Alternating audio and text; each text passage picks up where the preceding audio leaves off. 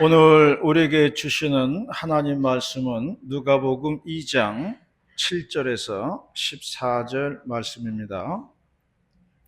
누가복음 2장 7절에서 14절 말씀 교독을 하시겠습니다. 첫 아들을 낳아 강보에 싸서 구유에 뉘었으니 이는 여관에 있을 곳이 없음이로라. 그 지역에 목자들이 밤에 밖에서 자기 양아들을 주의 사자가 곁에 서고 주의 영광이 그들을 두루 비추매 크게 무서워하는지라. 천사가 이르되 무서워하지 말라. 보라, 내가 온 백성에게 미칠 그 기쁨의 좋은 소식을 너희에게 전하노라. 오늘 다윗의 동네에 너희를 위하여 구주가 나셨으니 곧 그리스도 주시니라. 너희가 가서 강보에 쌓여 구주에 누워 있는 아기를 보니 이것이 너희에게 표적이다. 호련히 수많은 천군이 그 천사와 함께 하나님을 찬송하여 이르되 지극히 높은 곳에서는 하나님께 영광이요 땅에서는 하나님이 기뻐하신 사람들 중에 평화로다. 아멘. 한국 교회는 아름다운 전통이 몇 가지 있습니다. 한국 교회는 성미를 하는 전통이 있어요. 한국 교회가 왜 성미를 하게 되었는가? 그 계기가 이러하다고 합니다. 일제 강점기에 쌀 배급을 주는데요. 주일날 배급을 주었다는 거예요.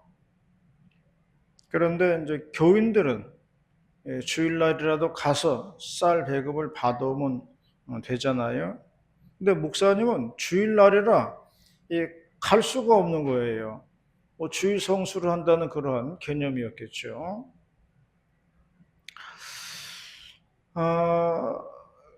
그래서 그 교인들이 쌀 배급을 받아와가지고 일부분을 떼어가지고 교회 담장 너머로 휙 던지고 이제 갔다고 그래요. 그러면 이제 목사님이 그걸 이제 주워다가 이제 밥을 해 잡수시는 겁니다. 이게 전통이 돼가지고 한국 교회에 성미하는 전통이 생겼다, 그렇게 역사가들은 이야기를 하고 있습니다. 한국 교회는 이제 새벽송하는 전통이 있었어요. 24일 저녁이 되면은 성탄 이브다 그래가지고 교회 모두 이제 모입니다. 그리고 이제 조를 편성해가지고 교인들 집으로 이제 떠납니다. 교인들 대문 앞에서 모여가지고 고요한 밤, 거룩한 밤 찬송을 부르면은 교인들이 나와가지고 성탄 선물을 주었어요. 과자나 사탕이나 이런 것들을 주었습니다. 그럼 그걸 가지고 교회 가져와가지고 포장을 또 다 하죠. 일일이 낱개로 포장을 다 했습니다. 그리고 이렇게 성탄절 예배 25일 날 성탄절 예배를 드리고 나서 아이들에게 그러한 선물들을 나누어 주곤 했습니다. 오늘도 예배 끝나면 성탄 선물은 있어요. 다 받아가시기를 바랍니다.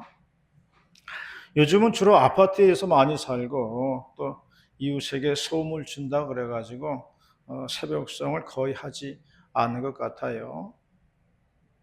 이 새벽성도 한국교회의 아름다운 전통으로 남아 있습니다. 아마도 한국교회사 책에만 이제 기록이 되어 있을 거라고 생각을 합니다.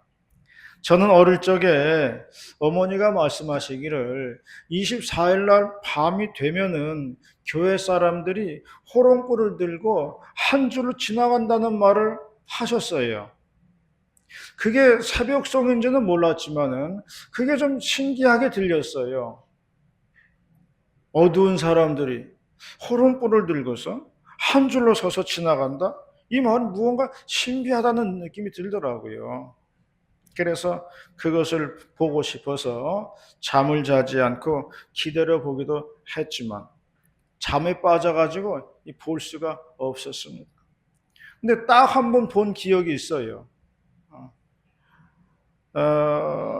진짜로 어두운 그 밤에 사람들이 등불을 들고서 이렇게 일렬로 서서 걸어가는 그 모습을 봤어요. 그 모습이 이 어린아이의 눈으로 보기에는요, 매우 신비스럽게 보였던 거예요. 그런 모습이었습니다. 한국 교회는 이렇게 아름다운 전통들이 많이 있습니다. 그러나 이제는 시대의 흐름에 따라서 많이 사라지게 되었습니다. 이제는 한국 교회의 역사책으로만 남게 되었습니다. 오늘은 2024년도 성탄절입니다. 오늘 본문을 통해서 성탄절에 주시는 하나님 말씀 듣도록 하겠습니다. 첫 번째로 말씀하시는 것은 예수님은 나의 구원자로 오셨다는 것입니다. 11절입니다. 11절 말씀 시작.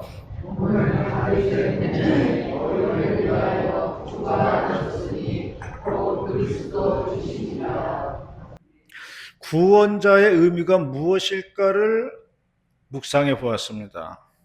구원자가 무슨 의미일까? 우리가 잘 아는 것처럼 예수님께서 십자가를 지심으로 그 피의 공로로 죄 씻음 받고 우리는 구원받았다고 이야기를 합니다. 성경에서도 누차 이 얘기를 하고 있어요. 예수님의 십자가와 부활을 믿는 자가 구원을 받는다. 성경에서 말하는 내용이에요. 그런데 우리에게는요, 뭔가 좀 구체적으로 피부에 와닿는 얘기가 필요한 거예요.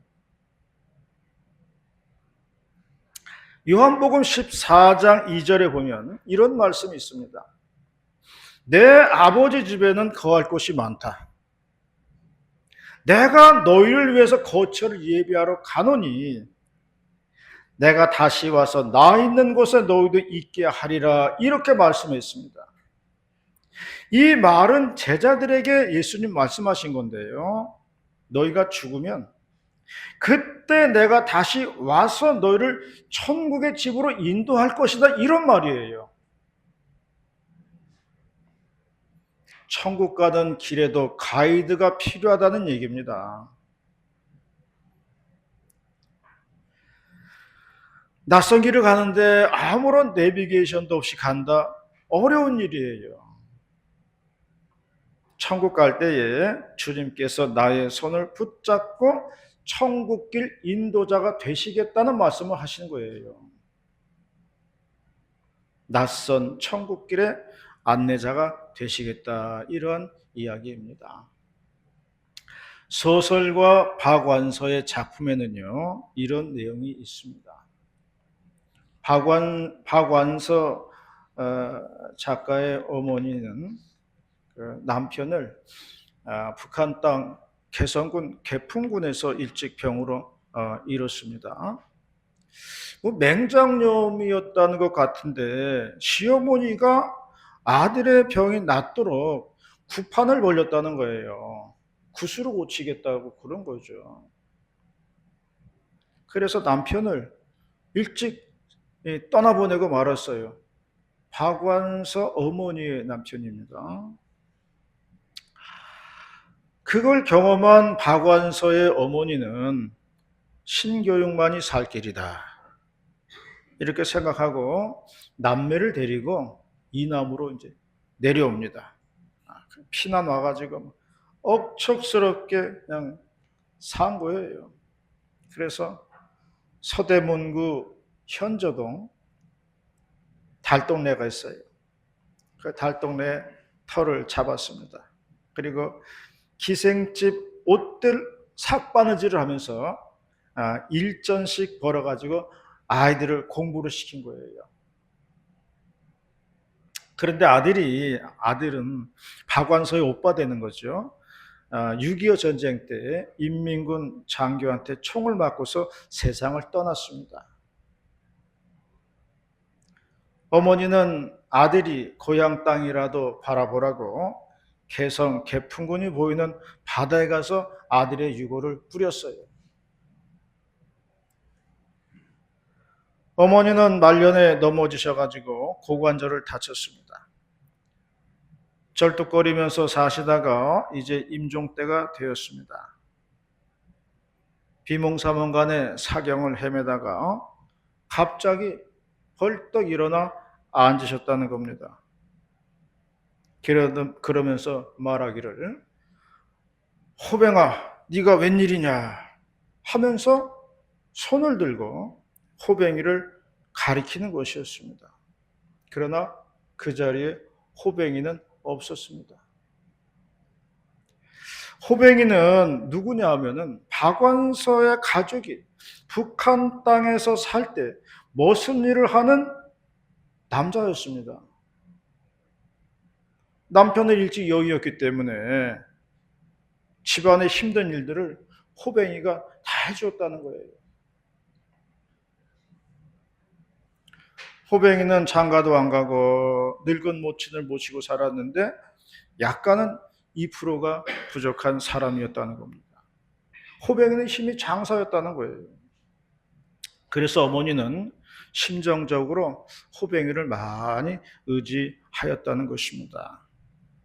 그런데 이남에 내려와서 임종을 앞둔 하루 남겨놓고 갑자기 호뱅이가 나타났다는 거예요. 늘 지게를 지고 다녔던 호뱅이라고 합니다. 박완서의 말인지 다리 아픈 어머니를 저승길로 인도하기 위해서 호뱅이가 지게를 지고 나타났을 것이다. 그렇게 얘기를 하였습니다. 그러므로 우리 인생도요, 이 땅에서 마지막 날이 되면은 나를 저승길로 인도하는 누군가가 나타난다는 겁니다.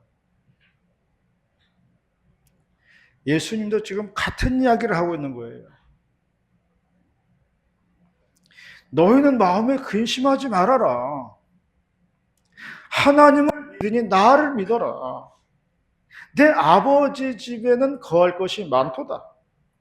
내가 가서 먼저 거처를 예비하노니 나 있는 곳에 너희도 있게 하리라라고 말씀을 했습니다.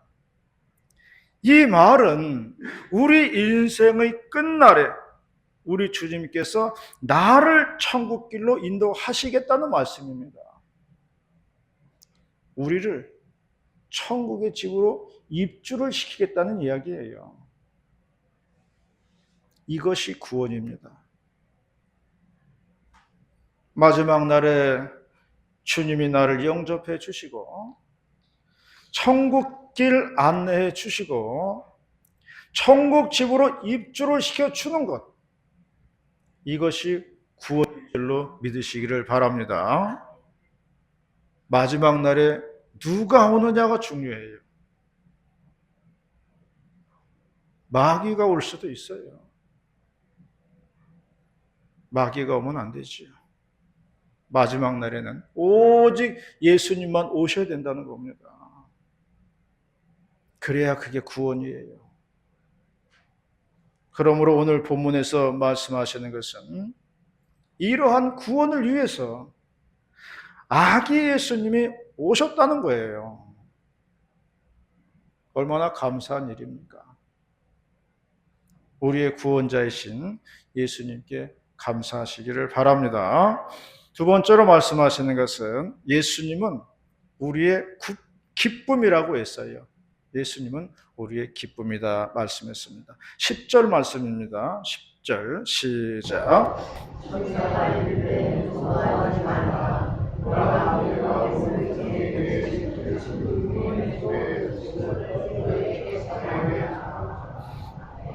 예수님의 탄생이 기쁨의 소식이라고 했습니다.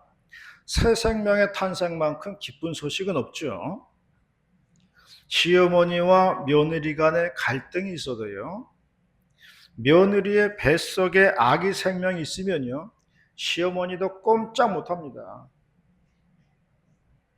그러므로 생명의 잉태라고 하는 건요, 기쁜 일이에요.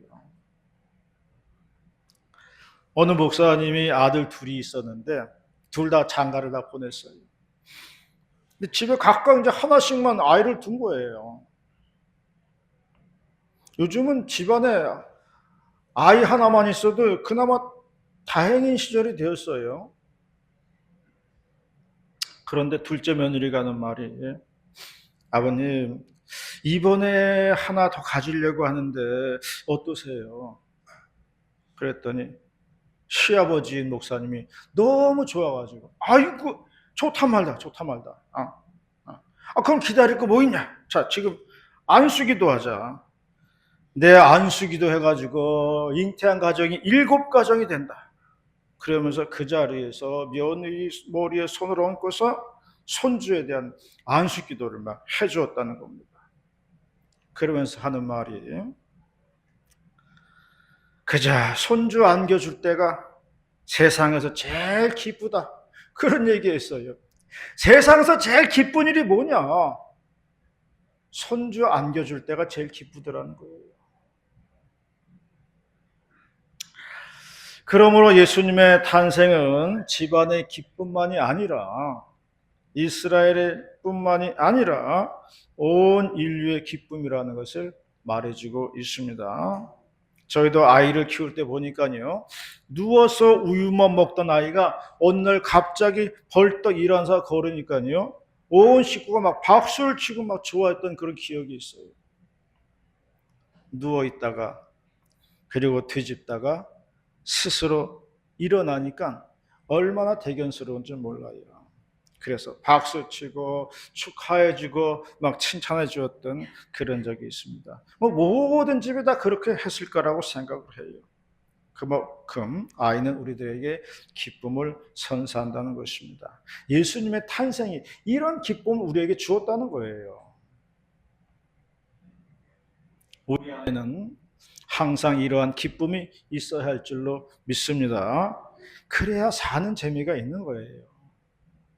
그러므로 예수님으로 인해서 기쁘게 사시는 우리 모두가 되시기를 바랍니다. 어느 모임에 갔더니 거기서는 웃음 치료를 한다고 그러면서 억지로라도 웃으라는 거예요. 웃기지 않은데 그냥 억지로 웃으면 기뻐진다고 억지로 막 웃으라고 그러더라고요. 그래서 막 일부러 막 박수를 치면서 하하하호호호 막 하하 뭐 그러는데 기쁜 일이 있어서 웃는 게 아니에요. 그냥 억지로 이제 하하호 하면서 막 웃는 건데 나보고도 따라해 보라고 하더라고요. 근데 나는 그게 더 괴롭더라고요. 웃기지도 않은데 억지로 웃으려고 하니까 그게 더 고통이었어요. 고민이 앞을 가리더라고요. 야, 이걸 어떻게 웃어야 되지? 이거 억지로 웃어야 되는데 이거 어떻게 하지? 마음속에 고민이 생기더라는 겁니다. 그래서 생각하기에 이렇게 억지로 웃으면 뭐하냐? 안 웃으면 되지. 안 웃기면은. 꼭 억지로 웃어야 되는 건가? 그런 생각을 했어요. 자연스러운 기쁨이 있어야 됩니다. 기쁨도 자연스러워야 돼요. 진정으로 기뻐서 웃어야 되는 거예요. 그러면 내 인생에 활력이 생기고요. 내 인생이 건강하게 되는 것입니다. 만병의 근원이 스트레스라고 그랬어요. 그러므로 예수님으로 인해서 우리의 삶의 기쁨을 회복해야 합니다. 우리 가정에, 내 심령 안에, 우리의 직장 안에, 내 마음속에 기쁨을 회복하는 것, 이것이 성탄절의 의미인 줄로 믿으시기를 바랍니다. 미국의 어느 도시를 여행하던 사람이 주일날이 되었습니다. 예배를 드리기 위해서 교통경찰한테 교회 좀 가르쳐 달라고 부탁을 하였습니다. 그랬더니 그 경찰이 가까운 데 놔두고 저 멀리 있는 교회를 소개해 준 것이었습니다. 그 사람이 아니 가까운 데도 교회 있는데 뭐 저렇게 먼데 교회를 가르쳐 주냐고 물어보았습니다. 그러자 그 경찰은 말하기를 예배를 드리고 나오는 사람들의 표정을 보면 요 근처에 있는 교회 교인들보다는 저쪽에 있는 교회 교인들이 얼굴에 더 밝고 기쁘더라. 즐겁게 보였다는 거예요. 그래서 그 교회가 은혜로운 교회라고 그 교회를 소개시켜 주었다. 그런 이야기를 하였다는 겁니다.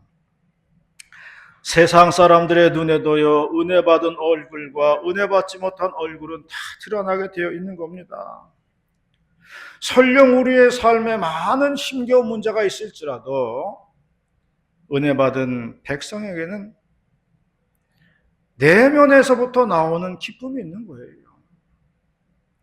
그래야 그것이 진정으로 기쁜 얼굴이 된다는 것입니다. 예수님으로 인해서 기뻐하시는 우리 모두가 되시기를 바라겠습니다. 마지막 세 번째로는요, 예수님은 평화의 왕으로 오셨다고 말씀을 했습니다. 14절입니다. 14절 말씀 시작.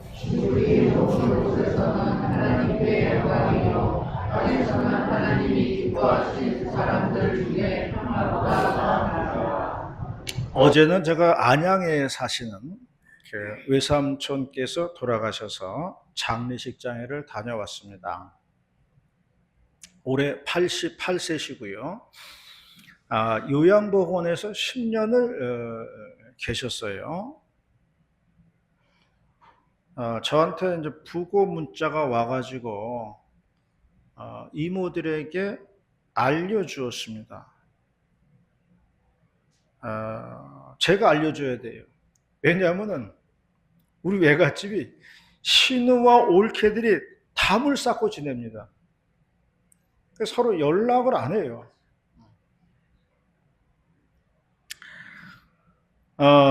외할아버지가 돌아가셨을 때도 장례식장에서도 다투더라고요. 그 정도예요. 그렇게 담을 쌓고 연락도 안 하고 의절하고 지내는 사이입니다. 그러므로 아무도 뭐 연락 안 하고 소식을 알 수가 없어요. 그런데 이쪽하고 저쪽하고 연락할 수 있는 사람이 유일하게 저예요. 저만 할 수가 있어요.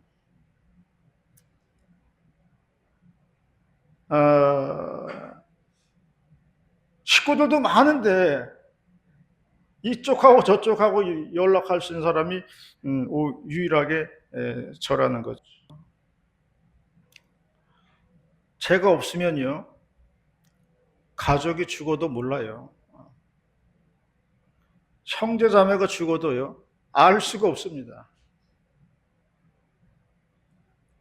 그래서 제가 어제 부고 문자를 보고 이모들에게 이제 또 연락했어요.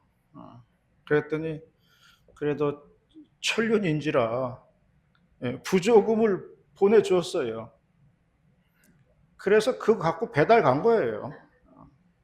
부조금 배달 간 겁니다.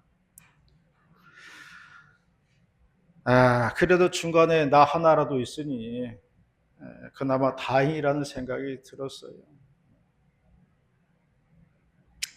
성경은 말씀했습니다. 중간에 막힌 담을 헐으사 그 둘을 하나로 만드셨다고 했습니다.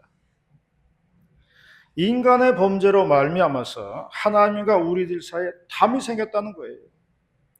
그래서 하나님한테 갈 수도 없고 하나님도 오시지 않아요.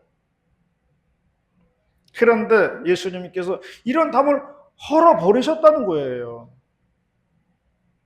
십자가를 지심으로 중간에 막힌 담을 헐으셨다는 겁니다.